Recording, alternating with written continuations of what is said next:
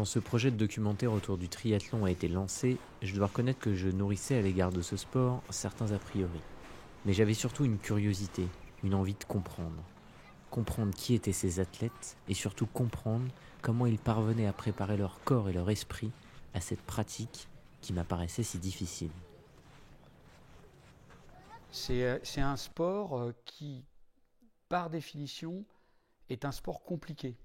Parce que au niveau musculaire et au niveau effort et au niveau énergétique, il associe trois disciplines qui a priori n'ont pas grand-chose à voir. Une première discipline, la natation, qui est une discipline qui suppose d'une grande complexité, hein, de la respiration, de la gestuelle, un travail musculaire, un travail de relâchement-contraction, et qui est une discipline portée, c'est-à-dire une discipline où on ne porte pas le poids de son corps, puisque c'est l'eau qui porte le poids du corps. Ensuite, le vélo, qui est une discipline qui est complexe aussi, parce que du coup, là, il y a un objet, il y a le vélo. Et donc ça, c'est très important. Et enfin, pour terminer, c'est ça qui est compliqué, pour terminer, la course à pied, qui est donc une discipline dans laquelle, à chaque fois qu'on court, on reçoit au moins 3 fois le poids de son corps sur le squelette.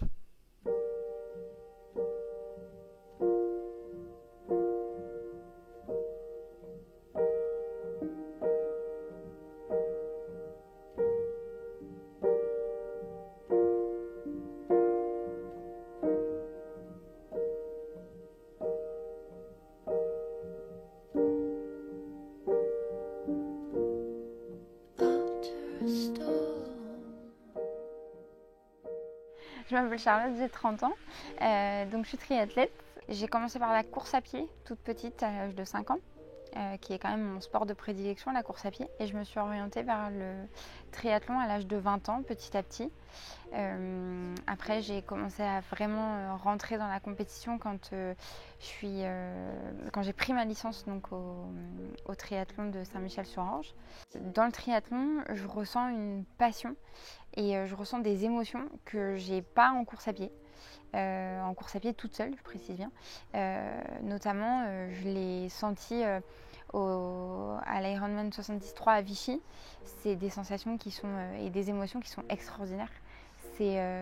C'est des gens qui vous encouragent alors qu'ils ne connaissent pas forcément votre prénom, mais du coup ils vous encouragent juste avec votre numéro de dossard et c'est juste des expériences de folie, c'est génial.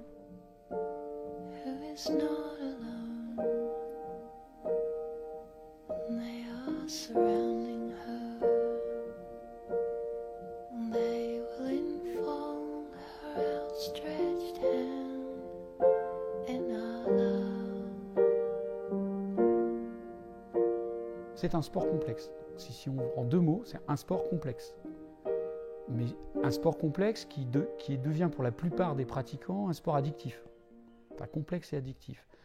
Alors c'est addictif d'abord parce que, comme toutes les disciplines qui demandent beaucoup d'entraînement, il faut savoir qu'un triathlète de longue distance, c'est quelqu'un qui peut s'entraîner une 30aine d'heures par semaine. On va dire que quelqu'un qui fait sérieusement de l'Ironman, il peut s'entraîner à peu près l'équivalent d'un mi-temps professionnel. Moi, je connais beaucoup de gens qui s'entraînent 15-20 heures par semaine, tout en ayant un métier.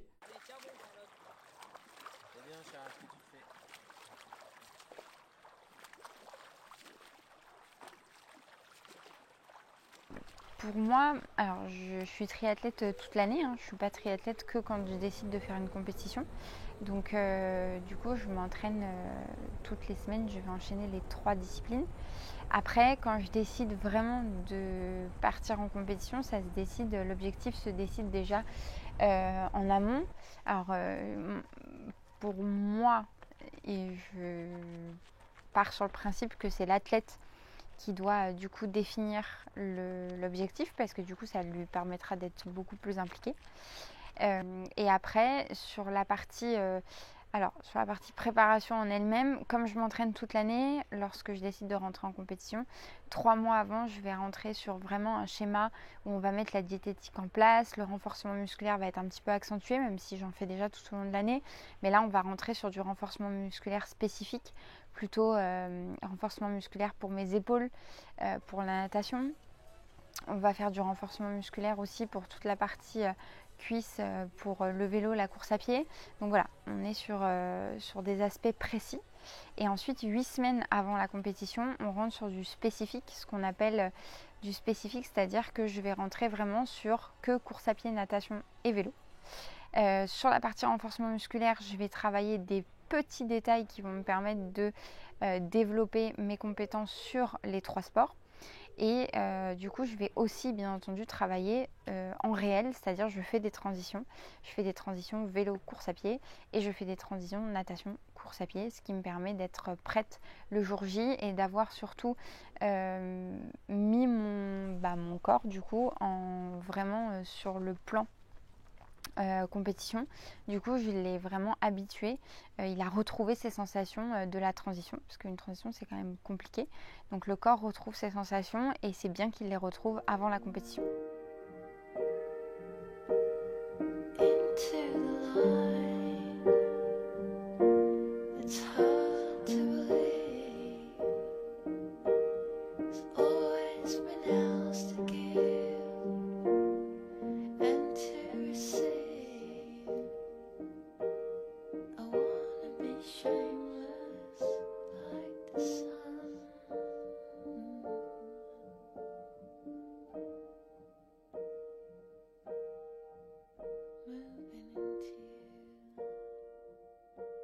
Je pense que la dimension mentale, elle est plus importante que la dimension physique.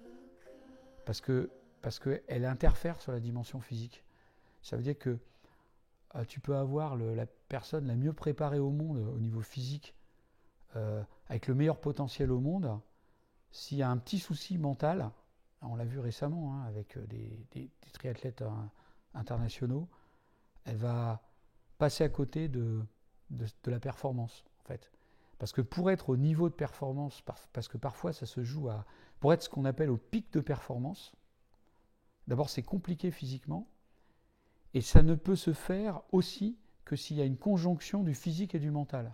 Je pense qu'il y a eu une gestion des émotions qui a peut-être pas été au top. L'année d'avant, sur la course pré-olympique, je termine second et très proche de la victoire. Donc bon, clairement, c'était pas un problème de capacité physique, mais voilà, il y a eu tout un tas de choses qui ont fait qu'à partir du mois d'avril, mai, juin, ça s'est un petit peu déréglé en 2016 et que j'ai été mauvais sur ces JO. Et voilà, j'ai tout mis en place maintenant dans mon encadrement, dans ma préparation pour pas que ça se reproduise. Et je croise les doigts pour n'avoir rien laissé au hasard avant ces Jeux Olympiques de Tokyo.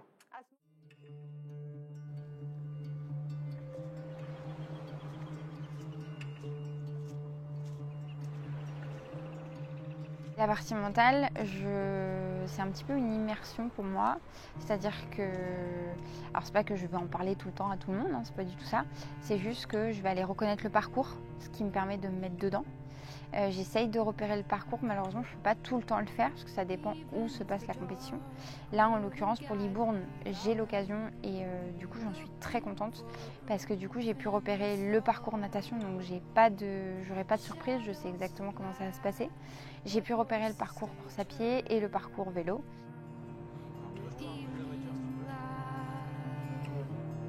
Si les contours de ce sport commençaient à se dessiner doucement devant moi, à ce stade il me restait encore beaucoup d'interrogations. Comment ces athlètes, monsieur et madame tout le monde, réussissaient à planifier leur vie autour de leurs objectifs. Alors il y a une dimension calendaire et spatiale, oui. Calendaire parce que, bien évidemment, et ça c'est même presque du bon sens, c'est du bon sens mais que certains triathlètes n'ont pas forcément, on va réduire la part physique au fur et à mesure qu'on s'approche de la compétition. Ça, c'est sûr. Ça ne sert à rien, mais je le vois encore faire, d'aller faire du fractionné 2 jours avant une compétition. Ça sert juste à se donner bonne conscience. Mais physiquement, ça ne sert à rien. Alors, peut-être que pour se donner bonne conscience, entre guillemets, il y a d'autres méthodes, dont justement la discussion avec le coach, qui va travailler peut-être sur des aspects plus de relaxologie, plus de zénitude. En fait, là où j'en suis arrivé de mon analyse, c'est que le triathlète doit arriver dans la compétition zen. Alors, zen, mais ça ne veut pas dire désentraîné. Parce que le grand drame des triathlètes, c'est qu'ils ont peur du désentraînement. Comme ce sont des gens qui s'entraînent beaucoup, ils ont du mal à vivre la fameuse période où on doit, entre guillemets, faire du jus. C'est la fameuse période où on doit réduire la voilure pour arriver frais le jour de la compétition. Sur le calendrier, moi je ne vais pas m'occuper des corps de séance. Donc c'est vraiment les entraîneurs qui s'occupent des corps de séance. Et jusqu'à à peu près une semaine de l'échéance, on est sur des entraînements spécifiques où on fait 2 de chaque. Et à une semaine de la compétition, je ralentis les séances tout doucement au fur et à mesure pour faire du jus jusqu'au jour J. Le coach n'est pas celui qui prend les décisions. C'est celui qui va aider l'athlète à se poser les bonnes questions pour dégager les bonnes options et pour prendre les bonnes décisions à partir des options qu'il a dégagées. Le coach ne doit pas être quelqu'un qui doit nuire à l'autonomie de l'athlète. Ça, je pense qu'il n'y a pas beaucoup de gens qui l'ont compris. Ça, même dans les représentations des gens d'un coach, on a l'impression que le coach, c'est celui qui doit hurler sur les gens, etc. Donc, il y a une espèce d'ambiguïté sur ce terme-là. Le coach, c'est le conducteur de la diligence, étymologiquement. Et l'athlète rentre dans la diligence et lui dit, voilà, moi, je veux aller à tel endroit, mais je veux y aller le plus vite possible. Ou je veux aller à tel endroit et je ne veux pas trop que ça me fatigue. Et donc, derrière, le coach va, par un jeu de questions, poser des questions. Ah bon, d'accord, ok. Il y a certainement plusieurs façons d'y aller. Est-ce que vous les connaissez? Bah non, moi, je connais qu'un seul chemin. Bah, il y a une autre façon. Moi, je vais vous les présenter. Et je vais vous aider à les choisir. Et c'est l'athlète qui va choisir. Bon, pour résumer un peu le travail du coach, d'abord, il y a un diagnostic. On prend la personne et on regarde un peu avec quoi elle arrive au niveau physique, au niveau psychologique, au niveau mental, et puis tout ça, il faut le suivre parce qu'elle peut arriver dans de bonnes dispositions et puis après, 2 mois après, avoir un problème dans sa vie personnelle qui fait que. Donc il faut beaucoup discuter avec l'athlète, voilà, à des moments formels et à des moments informels, donc il faut les deux, d'accord. Et après, donc il y a ce diagnostic, après il y a un objectif qui est fixé, il y a un travail qui se met en place avec une espèce de planification calendaire. C'est plutôt d'ailleurs une rétro-planification qu'une planification calendaire. C'est-à-dire qu'on part du jour de la course et on remonte J-1, J-2, J-3, etc. pour fixer ce qu'on va faire 1 mois avant, 3 semaines avant, 2 semaines avant, etc. Préparation réussie, c'est une préparation où, c'est ce que je viens de dire, pour moi, où on ne subit pas la course et on est capable de courir en se faisant, enfin de participer à la course et de courir sans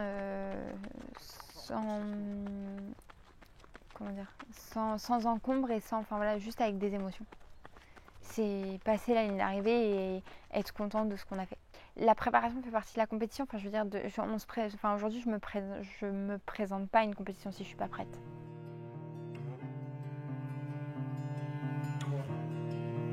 Even if the dark wouldn't guide me, I would be looking for proof in the soul. Shadows look like their courses stay turned in the evening light. They washed away the evidence in the river Jordan. Nothing is left of it, just a pain of guilty eyes, and I follow her down.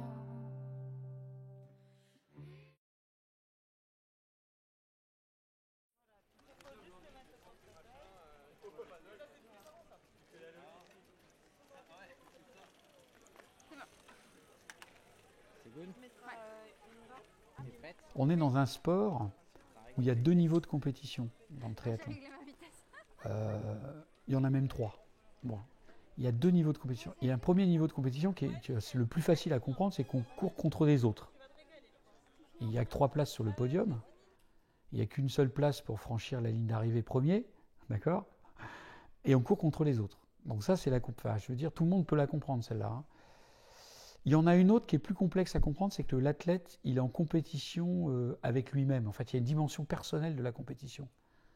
Il a un certain nombre de valeurs, enfin d'indicateurs, et il joue contre lui-même. Alors par contre, parfois, il est son pire ennemi, et son meilleur ami aussi, en même temps.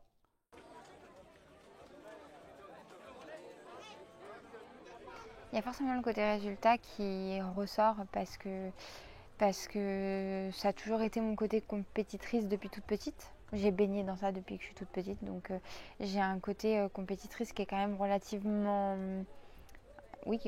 fort. Maintenant, plus j'avance dans l'âge, on va dire, et plus j'avance en expérience, et je recherche aussi beaucoup les émotions, le partage et l'envie de l'adrénaline, l'envie de faire une belle course. Et de plus, j'ai eu des courses où où je me suis mise la pression énormément parce que on était sur le chrono, à fond sur le chrono, et du coup je vivais pas ma course comme je le souhaitais. Donc du coup c'était plutôt des courses où je subissais, et je veux plus que ça se passe comme ça. C'est aussi avec l'âge et avec la maturité qu'on prend de la hauteur et qu'on prend du recul.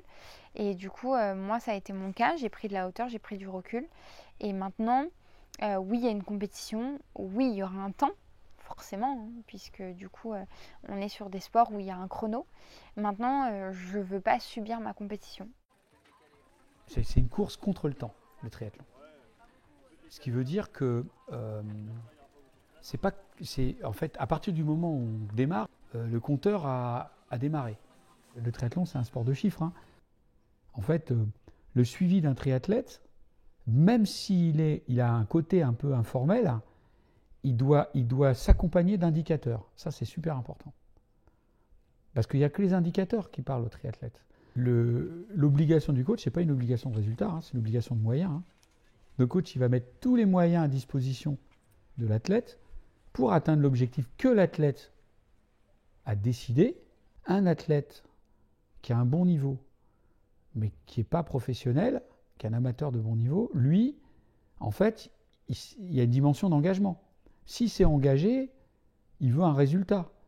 Et donc c'est pour ça que c'est à lui quand même de fixer l'objectif et le résultat qu'il souhaite atteindre. J'ai pas envie de subir la course. J'ai pas envie d'y aller. Moi, j'ai envie de faire une course pour me faire plaisir.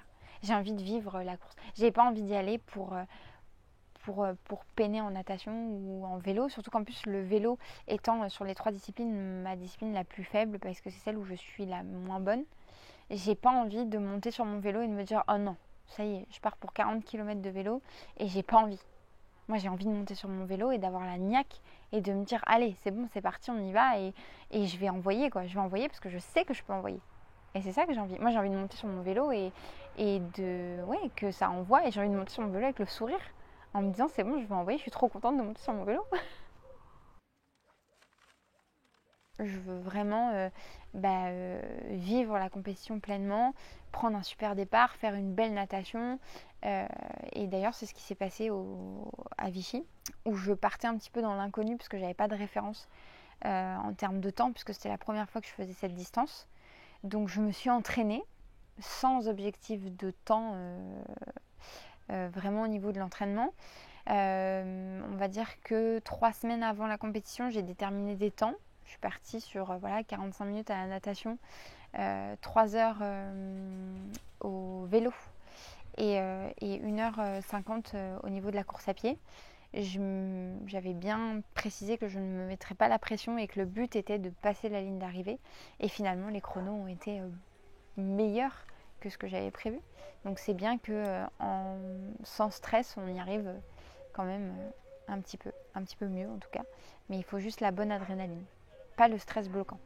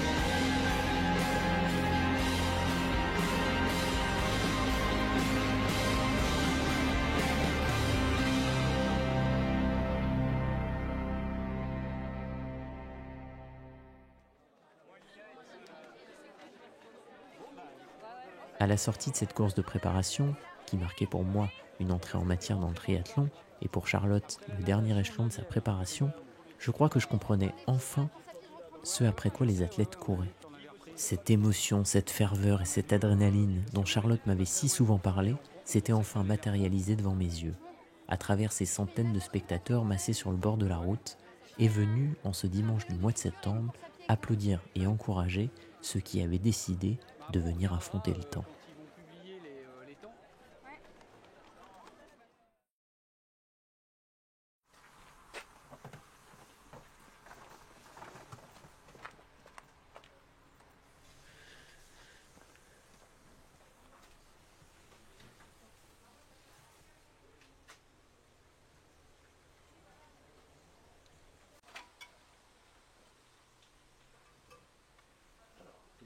Première question, est-ce qu'un vélo tient debout là?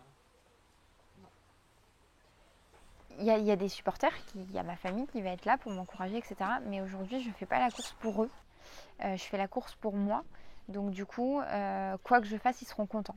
Donc maintenant, il faut que je passe cette barrière de plus me dire je vais décevoir les gens si je fais pas ci, si je fais pas ça, si je fais pas ce chrono, si je fais pas cette place. C'est vraiment moi. Je fais du coup le chrono pour moi et la course pour moi. Et la course sera réussie si j'arrive à prendre du plaisir. Et qu'en plus, si je fais le chrono, ce sera parfait. Et que j'aille vraiment dans mes capacités. Parce que je sais que je suis capable de faire mieux que ce que j'ai fait jusqu'à aujourd'hui.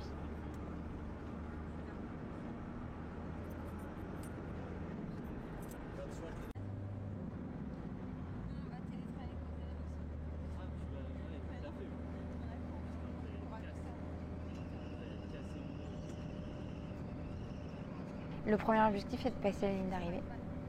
Ça, c'est le premier et c'est celui de toutes mes courses. Le deuxième, aujourd'hui, c'est de m'entraîner pour faire du coup mieux que les chronos que j'ai déjà pu faire sur cette distance-là. Donc, je suis sur une distance où j'ai pour habitude de tourner en 2h30. Aujourd'hui, j'ai envie de faire moins. Et c'est l'objectif que je me suis donné, de partir plutôt sur une fourchette entre 2h20 et 2h25. Ce serait un bel objectif à atteindre pour moi si j'arrivais là-dessus. Et après, en termes de place, que ce soit au scratch, on va dire un top 20 et dans ma KT, pourquoi pas le podium, même si ce serait... ça, c'est le côté positif, c'est le côté onde positif. Un petit podium, mais un top 10 ou un top 5 serait génial.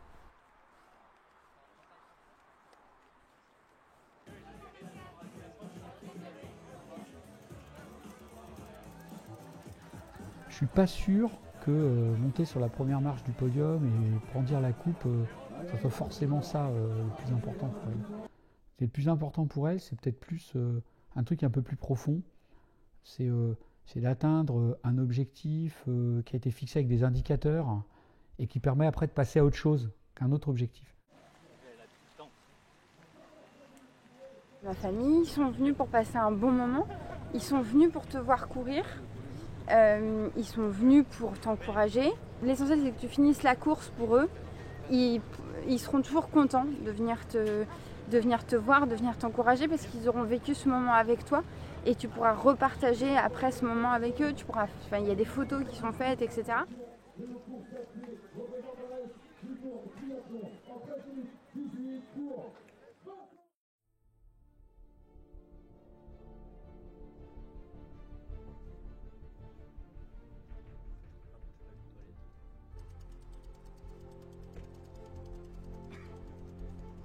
Après des jours à la suivre dans sa préparation, le grand jour était enfin arrivé. Et je dois reconnaître qu'à ma grande surprise, je me suis laissé porter par l'événement, nourrissant ainsi une forme de pression et même peut-être d'inquiétude. Cette émotion de partager avec ma famille, c'est juste extraordinaire. Le sport est le seul endroit où je suis capable de pleurer pour tout et n'importe quoi. C'est-à-dire que je suis capable de pleurer quand je passe une ligne d'arrivée parce que je suis fière de moi.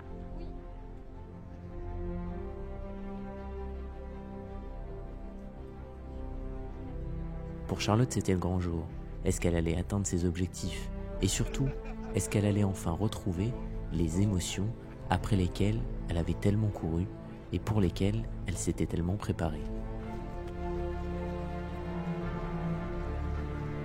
Finalement, à quelques minutes du départ, je finissais par me demander lequel de nous deux était le plus stressé.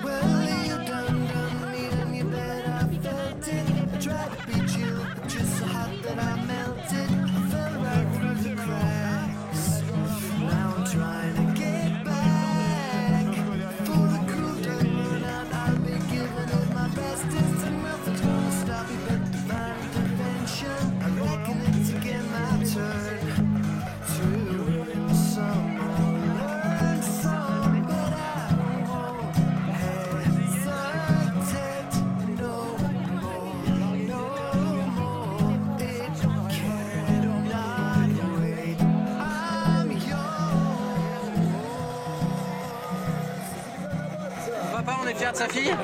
Ah oui, très fier. C'est moi qui l'ai fait.